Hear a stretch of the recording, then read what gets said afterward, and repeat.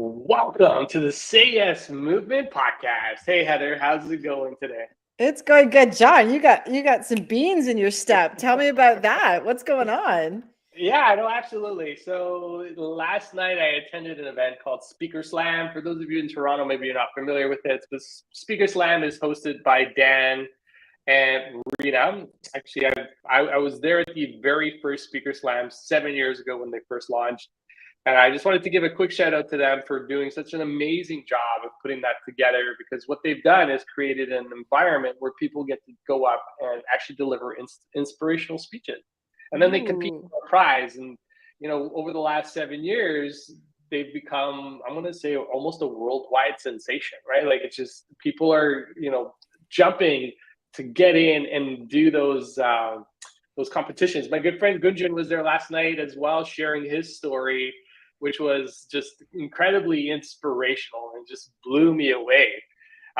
It was so cool. And the one thing that we've been talking about over the last week and a half is really around the nervousness of being around people and presenting on stage or presenting in front of a room. So one of the things they have as part of their competition is called passion projects or passion speeches. You put your name in a bucket, and then if your name gets withdrawn, you get to go up on stage for 2.5 minutes to talk. So I was lucky enough that the guy before me, his name got pulled out, but he wasn't in the room, so he didn't get to go up. So the next name pulled out was mine. So I got to get up in front of the room, 265 people, 100 people online, and really just share a message of yes, yes, yes, yes. And it was so amazing just to be in front of a room, getting people chanting yes, yes, yes. And it was just crazy. The atmosphere, the energy. We talk about impact and what you can do in 2.5 minutes, which is what I had on stage, having everybody on, like, I don't know about the people online, but at least the people in the room, they said yes at least 6 or 7 times as I went through my little talk, just sharing about how your life shifts when you say yes to all the scary stuff. I And love that. Oh my God, right? John, that is fantastic. And you're right, 2.5 minutes. Like, how can you make an impact in 2.5 minutes? Well, you make an impact in 2.5 minutes by practicing all the time so that when Yeah. your 2 minutes comes up, you're ready to go. And I mean, I have no doubt that you made a massive impact. I hope that this was Yeah. recorded. I hope I can watch it. And I'm sure, Gunjan, you also made a huge impact because there's a lot of prep work that goes into joining one of these speaker bureaus, getting ready to make an impact.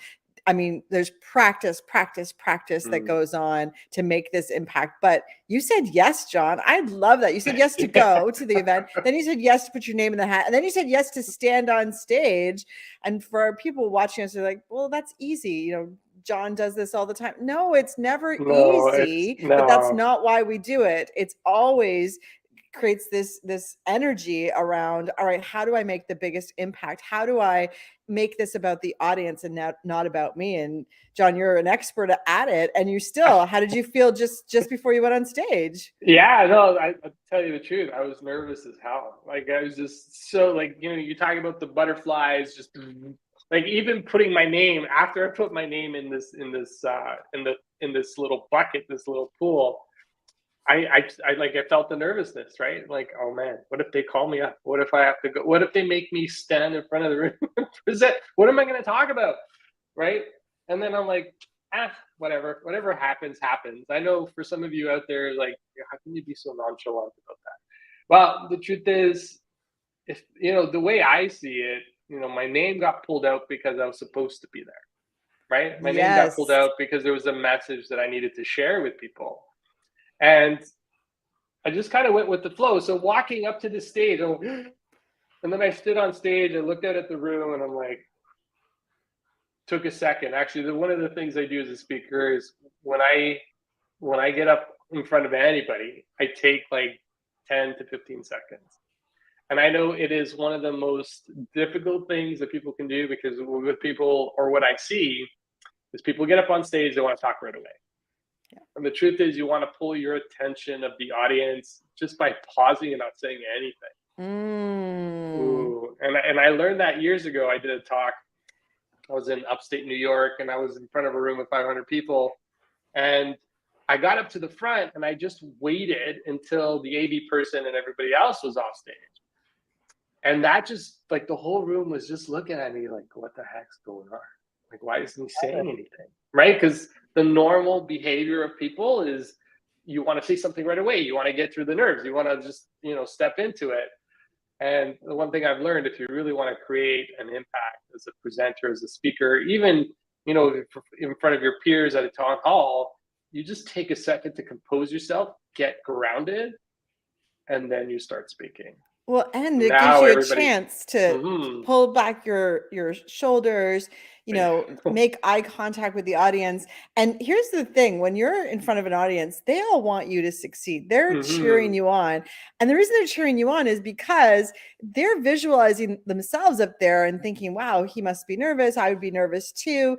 And they want you to be successful. They want to hear what you have to say, but they also want to feel seen and heard as well. So when you Mhm. spend that pause, you're not making it about yourself, you're making it about them, and you're making that connection. But John, you have another really cool thing that you do before you walk on stage. So you gave us the I'm on stage pause, but before that, you walk and you have a mantra that you say to Mm. yourself to get your ego out of the way. Do you want to share that? Because I think that's Yeah. fantastic too.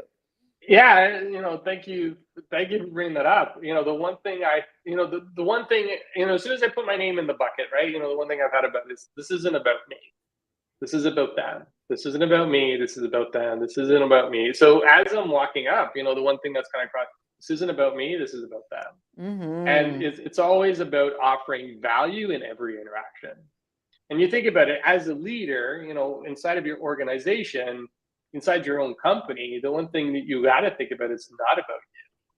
It's about the people Hmm. around you. It's about the people you're offering value to, the people that are there day in, day out, putting in their hardest effort to want to contribute to your company. But if you make it all about you, they're going to say, well, this is all about him. It's not about us. Why are we here? Hmm. And when I got up and I started to do my thing, it wasn't about me. There was so many. I'm not going to say there were compliments that were flying around the room, but the one thing I talked about, I'll give everybody a little bit of a preview. But I talked about saying yes to all the scary stuff, right? It's one of the things that we talked about on the show. And the one thing I brought up was, think about what life would be if people didn't say yes to all the scary stuff. Yes. And the truth is, I wouldn't be on the stage because the event wouldn't have happened if the organizers of Dan and Rena didn't have the courage to say yes to putting something they've never done before up on stage. We talk about the how, you don't need to know the how. They That's didn't right. know the how. And actually, I looked at I'm like, you guys didn't know the how when you started this. And here you are 7 years later, an international sensation because you just worked through it. You had that passion, you had that drive, you knew what the vision was for what you wanted to do. So it wasn't about me, it was about them. And all the speakers that got up on stage, Gunjan, if he didn't say yes to having the courage to get up on stage to share his story, the event wouldn't have happened. So you think about how life would be different if we didn't say yes to the scary stuff. It would be kind of boring, actually. It I think, would be. and we wouldn't have the progress that we have today, right? We just wouldn't be where we are if people didn't stand up and say yes, right? People say yes to things that terrified them, scared them, put it into really uncomfortable situations. So this is why it's not about us. It's not about me. It's Mm, always about the people that we serve. And even through this show, it's not about us, right? It's no. like what can we do to bring value to the people that are listening, those that are on Facebook, those that are on LinkedIn, people that's come and into every episode that say yes to all the big things. And if there's a little bit of light, if there's a little bit of, oh man, I don't even know what the word is, but if there's a little bit of something that we can give you today to say yes to that one thing that you've been holding off, that you've been wanting to do, but you haven't had the courage to do it, and we can give you just that little bit of courage, then we've done our job. That's why saying yes is so important. And when it comes to communication, that's what we've been focusing on. Is focusing on the last 2.5 weeks.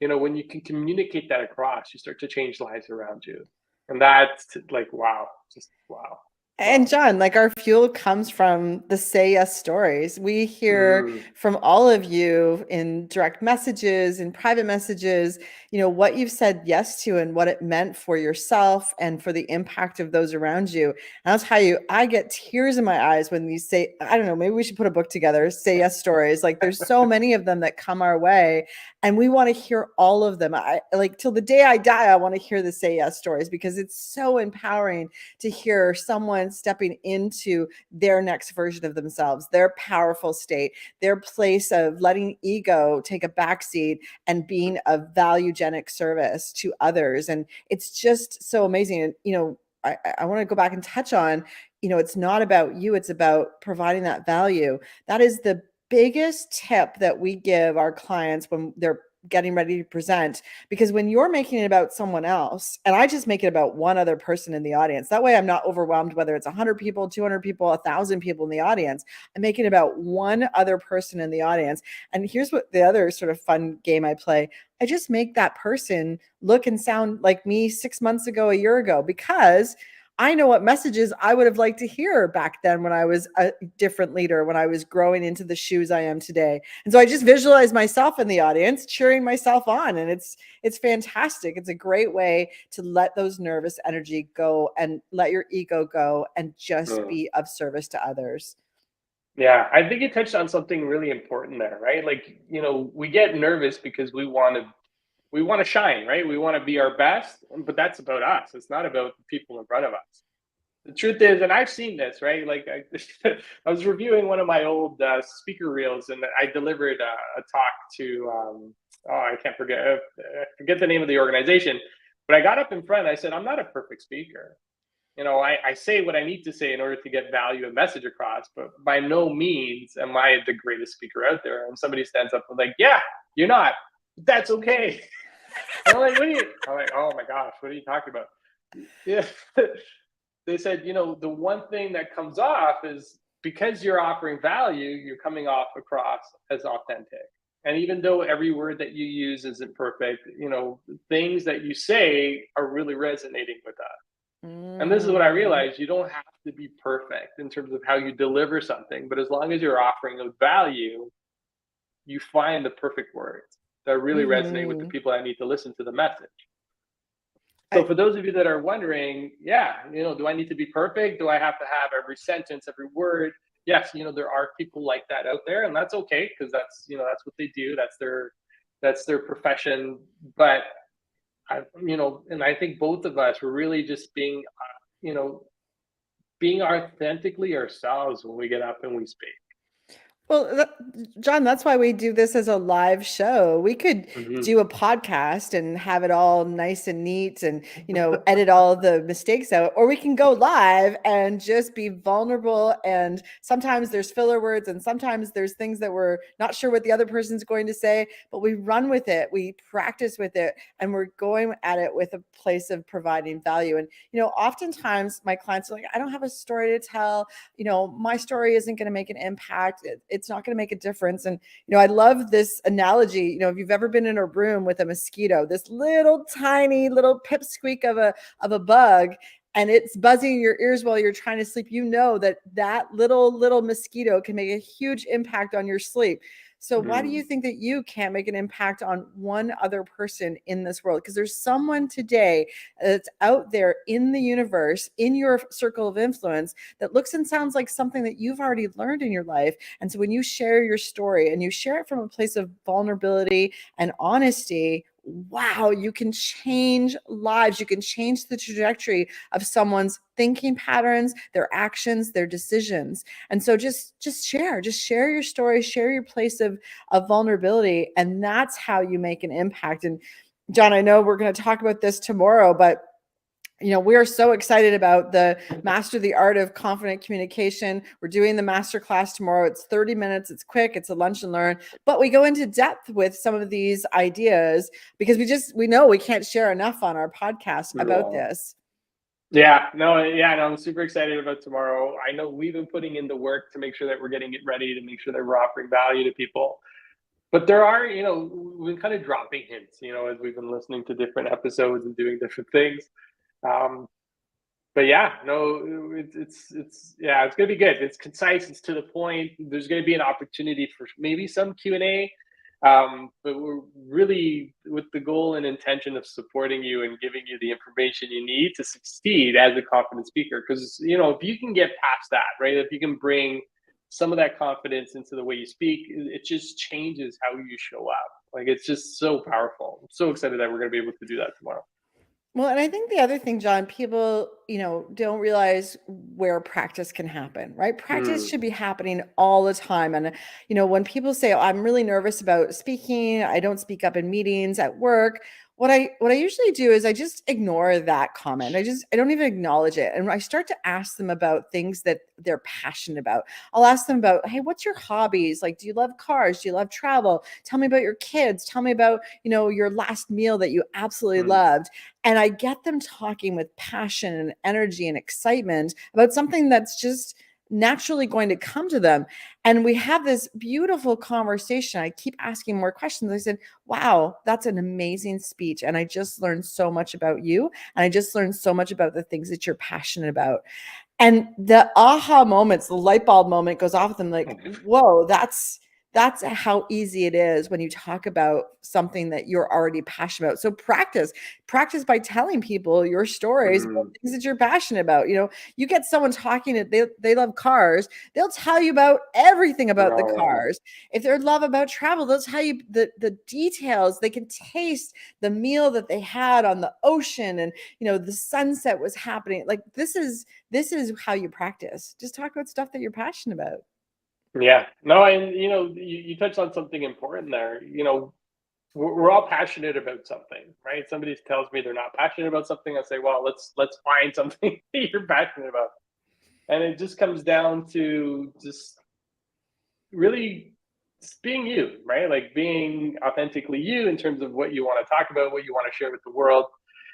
And nothing is too big or too small, right? Like, last night there was somebody who talked about, oh man, there was so many amazing stories, but like anything, like we all have a story. I think that's what it just comes down to. We all, and I Yeah, used to think the same thing, right? And I used to be with you. I'm like, who am I, right? Like, I'm a white guy in North America, and I have a job, and I'm doing well. Like, who am I to share a story with the world, right? Because you think it's got to be like the cancers, it's got to be the diseases, it's got to be, some atrocity that happens to you, but it doesn't, no. right? One of We my all, favorite stories, and everyone can relate, that I share in my speeches, is when I learned how to ride a bike. Everyone learned how to ride a bike, but I tell the story to share that this is an example of, doing something that's a little bit scary. You're going to fall down, you're going to step, wipe that dirt off of your knees, and you're going to get back on that bike and you're going to ride it. And it's that same concept of say mm, yes to the stuff that scares you. I didn't want to be left out of riding a bike, so I had to get back on that bike. And so it's a great analogy for life and doing stuff that scares you. But that's a story that it's my story about riding a bike, but mm, everyone who's learned how to ride a bike has the same story. So it's so relatable. And I have a dog, I have a French bulldog. I could tell you I could talk for hours oh, about my French bulldog. I'm not going to do it now because we're going to run out of time. But think of what's in your life right now. Just look around your surroundings, and there's something that is in your house, in your environment, in your life, a person that you could talk about right now. So yeah, everyone has that story. yeah. Through those experiences, right? We've all had experiences, and I think we make our experiences a lot smaller than what they are sometimes, just maybe to get them out of our heads and to put them behind us. But within each of those experiences, there's a story, right? Of getting your Hmm. first job, moving countries, getting married for the first time, or maybe getting divorced, or there's a series of different things that you can talk about that really there's a lesson in every story that you can share with somebody that somebody can take away something from it. And the truth is, sometimes we craft a message. We know we want people to kind of walk away with something that we want them to walk away with. And because they hear what we're talking about, they internalize it inside of themselves, and they come up with a completely different meaning for them. And Mm, that I find those are the best, right? Like those are those the are like, best. wow, I just love those because people take what they need from it. And the truth is, you can be the master of communication, you can master your message, but people always take away what they need in the moment for themselves. That's right. That's So, right. don't worry about being perfect. No. Like when you get up there and when you talk from the heart, and this is what I saw yesterday. one of the other impromptu speakers, the passion speakers, she just spoke from the heart and she just captivated the audience because she was genuine, she was sincere, and it was just, you could tell it was like purely from the heart, and her message just resonated with the entire room. It was beautiful. Oh, And she that's wasn't so even a beautiful. speaker. She wasn't even a speaker. She was a university student getting up Wow. in front of people for the first time, and she blew everybody away. So Wow, that's yeah, amazing. like we're already at time. So just a quick reminder, we are live tomorrow at noon between 12 and 12:30. If you're not registered, you can just go to I'll share the link in this profile, or I'll just repost it on our links inside of Facebook and LinkedIn, so you can register. But we are going to be live. We're going to share some great content, some great information with everybody tomorrow. I'm so excited. I'm so looking forward to it. Woo-hoo. So, all right. So that is it for this episode of the Say Yes Movement podcast. We're going to wish everybody a great day. And just remember, when you shift your mindset, you shift your life. Have a great one, everybody. Take care.